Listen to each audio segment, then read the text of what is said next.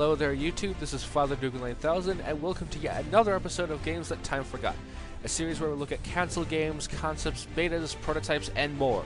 Carrying on from the previous episode's seafaring ventures of Project Dream, I'm taking a look at yet another pirate-related game, specifically for the utterly insane but kind of awesome Pirates of the Caribbean films. Tread well, landlubbers, for we're about to explore the Armada of the Damned. The Pirates of the Caribbean game, that is, not a literal Armada of the Damned, otherwise we'd all be screwed. Armada of the Damned was a free-roaming, third-person RPG similar to games like Fable, headed for the PlayStation 3 and Xbox 360, intended for release at some point in 2010 probably, and developed by the now-defunct Propaganda Games, the people who developed the midquel for the Tron movies Evolution, and the guys behind the 2008 Turok reboot. Unusually for a game based on a series of movies, Armada of the Damned wasn't going to be an adaptation of any of the films, but instead a prequel that took place 10 years before the events of the first movie, Curse of the Black Pearl. The game followed the trials and tribulations of Captain James Sterling, who begins the game shipwrecked and decides to become the greatest pirate of the seven seas. Not too much of the gameplay is known outside of the fact that you could go to several locations seen in the movies, and all new places by sailing across the vast ocean, Zelda Wind Waker style, and the typical morality option of Legendary and Dreaded.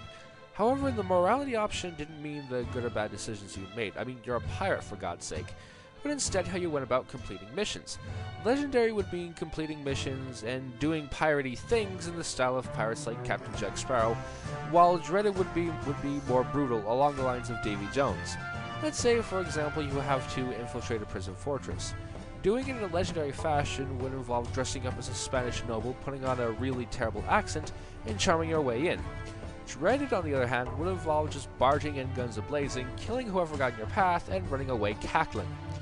The more you went down either path, the more abilities you earned, for example, being able to control the weather or change your appearance to a more zombie-like state. In fact, if you went down the dreaded path, your voice would even change to a more corrupted feel. In addition to that, there was also ship-to-ship combat where you could actually steer the ship and fire the cannons while fighting against the other ships. And I don't know about you guys, but that sounds really friggin' cool to me. Armada of the Damned, despite the low amount of information overall, looked to be a really good game. However, it was cancelled in October 2010. Why? Because of development problems? Because half the team quit over disagreements as to how the game should be made? Because of time constraints? No, none of those. Apparently the game was cancelled because Disney, the owners of Propaganda, felt like cancelling it. And then after Propaganda made Tron Evolution, Disney closed them down for no reason, completely killing all chances of Armada of the Damned coming back from the dead. Okay, look, I don't care what Disney have done over the years or what they mean to people, but to cancel a really good looking game and completely savage a developer with no sensible explanation is just completely stupid.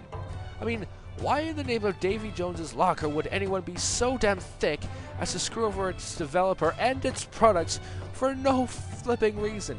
Seriously, between this and the fact that the Disney Channel keeps making the 5 same unfunny live-action sitcoms over and over again, I'm seriously considering ignoring the Disney company until I regain my faith in them. Or they release Kingdom Hearts 2 for the Xbox 360, either one works. Okay, nonsensical ranting over.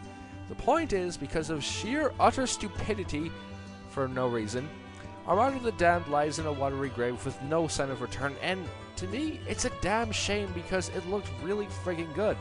It could have been Fable with pirates, and provided it wasn't as glitchy, that could have been awesome.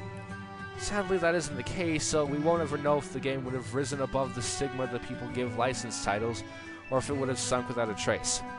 And in any case, I'm Father Dugan 9000, and I'm going to try watch Disney's Robin Hood to try regain my faith in Walt Disney. See you for my next video, and one more thing, I'm so sorry for all of those puns.